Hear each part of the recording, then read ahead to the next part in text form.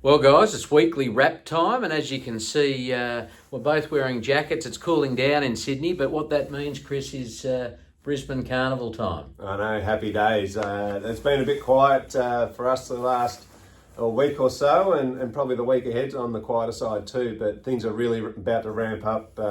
Can't wait to get up there. We've got some big targets for some of our horses up there in the Winter Carnival, and a few targets in the sale ring up there as well coming up. So yeah, exciting times ahead. Absolutely, and we'll touch on the sales, but just wanted to look at a couple of pleasing performances from the week just gone. Pierono last Saturday, he didn't get the win, but he got a good, strong second. He's been really good this preparation, much improved, and he was probably a bit unlucky early in the straight, just got a bit impeded and couldn't get out. Once he did, probably the eventual winner just skipped ahead and had the momentum, but he was really good, and really looking forward to seeing him step up in trip now. Yeah, he's been going well. We've been saying for quite a while that he's a horse we wanted to get up in trip, and as we're taking those incremental steps and getting him ready for that sort of assignment, he likewise has been improving that bit each time as well. So yeah, I thought it was a very pleasing run. Definitely was unlucky where he was held up there, and but once he got out, he hit the line really well, and yeah, I think he's going well, and win for him is not far away at all. So I think he's targeting 1850 next start, so that'll be good. So this morning I've just come back from the trials at Rose Hill. Pretty chilly out there, I can tell you. We had 3 runners going round there. Some good trials by Firm Agreement and Diablo Bolt, but I did want to call out, particularly pleased with how Kajenga, our 2-year-old, returning after a break. She won on debut at Metro level, and then she went for a break soon after that, and she trialled really well this morning. She did, yeah. Nice to see her come back. I thought all 3 of them trialled well this morning. Relatively quiet ones are all at different after different things, I guess, out of the trials this morning. But yeah, very, very pleased with all of them, and with those young ones especially, I guess you want to see them take the next sort of steps as they come back each time. Obviously the older ones are a bit more established, you know what to expect.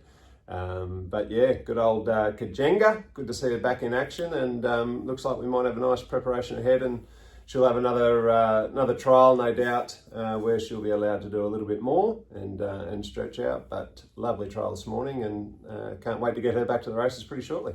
Absolutely. So, and then the other thing that's happened this week, not linked to the Triple Crown team, but big in the industry, is the chairman's broodmare sale, which was on last night. Yep. And wasn't there some huge dollars? Bella Nipotina went through the ring. Lazy 4.2. Yeah, not too bad. And then Tiz Invincible and Estriella were the next best. And Amelia's Jewel. I forgot Amelia's Jewel. She was 3.8? Something like that. Big money. And then a couple of the other 2 I mentioned, 2.8. So some enormous results, and probably bodes well for us and our owners. We have 3 going through the Magic Millions equivalent in a couple of weeks up on the Gold Coast. Rev, Miss Hellfire and Amelia's. And really exciting, sad and exciting times for their owners. Yeah, it is. Exciting times, really. I think it's nice to reflect on the amazing careers that they've had on the racetrack, but also, see them move on to the next stage of their careers, and we'll obviously be watching with interest. Bella Nipotina, 4.2, huge money for a broodmare, and obviously she was an outstanding racehorse. Michael Christian, her original breeder, bought her back. But he only, he already owned 50% of her, so he's had a hell of a ride on the racetrack with her, and but only had to dig into his pocket for 2.1 or whatever it was. So it was probably in his pocket from all the race winnings anyway. But that's right. He's a good bloke and a great operator, so very pleased to see him get those sort of results on the track, and now that she goes home with them, and obviously he and his whole family are very fond of her, so they'll be absolutely rapt to take her home. We'll probably pick up her first foal, won't we? We'll have a look. Don't know if we'll be picking it up. Fair enough. So, moving on to this week, we have starting quiet Saturday. Actually, no runners tomorrow, which is quite nice actually. But Weekend off. yeah. So Saturday off. Capital Asset. He's been nominated for a few. It's a different sort of format in Victoria, but we've chosen Bellerat on Sunday. He's in a benchmark 64. He's finally drawn well in barrier 4. Finally. 3 kilo claim. He has been a little disappointing, I must say, but really hoping that he can return to his best form on Sunday. Yeah, he's sort of he's a horse. He's had a good career. He's won 4 starts, 7 placings. So he's been a nice racehorse. It just feels like he's sort of reached his mark of more recent times and finding it a little hard to take that next step where he can clinch another win. He's getting a little bit older, been feeling things a little bit. So look, it's sort of D-Day for him, I think. I think it's fair to say. We want to see him, because it's a nice race for him, 1,400 metres, barrier 4. It does shape up as a nice race, and when he's anywhere near his best, he would be a very good chance in it. So hopefully he is running really well, and we can see a good performance out of him. Otherwise, yeah, it might be a case of reassessing where he's at, I guess. Yeah, so he's at the crossroads. So good luck to all his owners on Sunday, and hopefully he can get the job done for us all. Moving on to Wednesday, we have 2 nominated on Wednesday. We've got Kadal. He's nominated benchmark 78 1400. Similar race to the one he ran last start.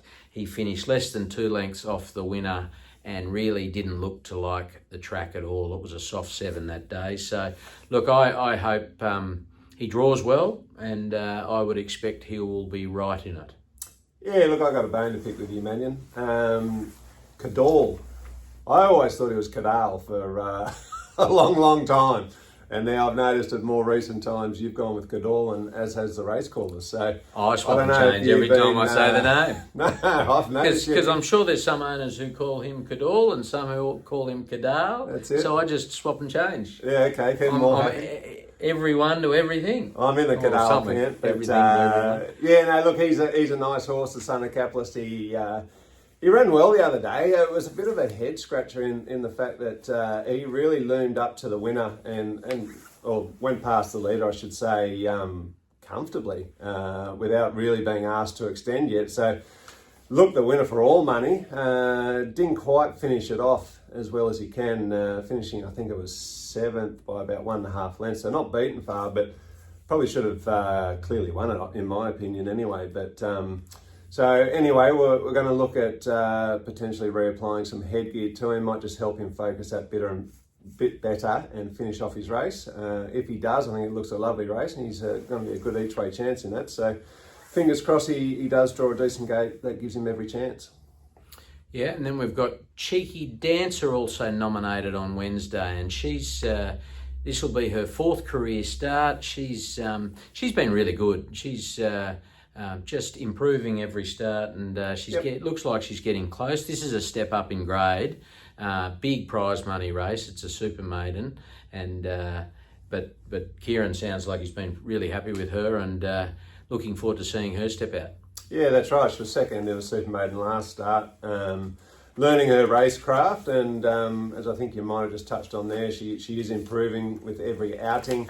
Yeah, I've been really pleased with her. I think she's really very much knocking on the door. So let's hope she too gets a nice barrier and she can get a nice economical run, because if she does, I think she's the sort of horse that could just take that next step and clinch it. So she's going to be there or thereabouts, I'd like to think as well. It'd be nice to get a cheeky double on Wednesday out on the Kenzo track. It'd be fabulous. Happy days. So that's it for the week's runners. As I said, relatively quiet week. Short next week. Weekend, it'll be a big weekend next weekend. So, but good luck to all the runners for the next week, and it'd be great to see some positive results. Red hot tip time. Yes. How we go? Are we reflecting on last week? Yeah, we certainly are. And you talk about bones to pick. Oh, sorry, you're excited by the fact I'm So we both got a win. We both got a win. Well, there you go. We I both thought got I a did, win. so Yeah, well that's why I done. was happy. Aerodrome. That's Might right. have snuck in. If you'd got on Aerodrome, you might have got $2. Maybe a little less, but That'd so. be good. And Better than kicking the Dragonstone. That was mine, just in case you were wondering. Dragonstone won last weekend, paying $8.50. So 4.5 times your win. I was wondering why you're a bit cocky around the office all week, but now it all becomes clear. Yeah. So hopefully you got them both. Chris is just for the enjoyment of winning, and mine to win a bit of money. Moving on to this week, Chris, you got anything better than an odds-on favourite? Anything? Yes, I do. I Good. do. I've got plenty, Sam. We could be here for a while. Yeah, we could be here for a while, but it's going to be worthwhile. So Gold Coast is where the action is this weekend, as far as my tips are concerned. Soft 7 up there. Race 3, Exotique Miss, I think is how you pronounce it, with Ethan Brown on board. I think a good each way chance, Samuel, at 6-1. So hopefully you're happy with that. Well done. I'll get back to true form in the following race, or not the following, 2 races later. Race 5 in the Ken Russell Memorial. Beedman, $1.90. But who knows, it might drift a little bit. But named after Darren, my favourite jockey of all time, Darren Beedman, the Dazzler, with today's current top jock, J-Mac, on board. So lovely combination, barrier 4. I think that will be a good winning chance, naturally enough, at $1.90. Fond memories of that race. Hot Schnitzel ran and won the Ken Russell Memorial a number of years back. Won by 6.5. That was a great performance. So then race 6, the Gold Coast Guineas. All fond memories too there, actually. Dothraki, the old champ, won that one. But I think Emirati this time will win that race. It's at $4.60, so you got a bit of value there, Sam. But if you want even more value, have a cheeky look at Bazusto, I can never pronounce that horse's name, at 14-1. Jay Parr on board, I think, is a place chance. Can see that running into 3rd if it can put its best foot forward. Well, the Archibalds, which they now are, Annabelle Yes. and Rob, they're going quite well up there. They seem to over dominate the last couple of Queensland weeks, Carnival. Yeah, they go so well up there with their runners, and I think obviously they got their stable up there too, which really helps the horses transition between the Sydney base and the Brisbane base as well, and it's pretty seamless. So that helps the horses really settle in and perform at their best. So it's an extra string to their bow. Long may that domination continue, Chris. Especially in coming weeks, eh? Race 7, another one of their team actually, Boy d'Argent, at odds, 14-1 a place, drawn well, is going to be up front and obviously against some quality opposition in that race. So it's not going to be easy, but they'll be coming, but hopefully he skips away and proves hard to run down at 14-1. I'm going a place chance there. And just a little sneaky one I added onto the list at the last minute, Sam. Race 9 to close out the day. Wand Rocks with Noel Callow on board. I think we'll be winning the lucky last at $3.40. So there's a fill up. I can't do much more than that.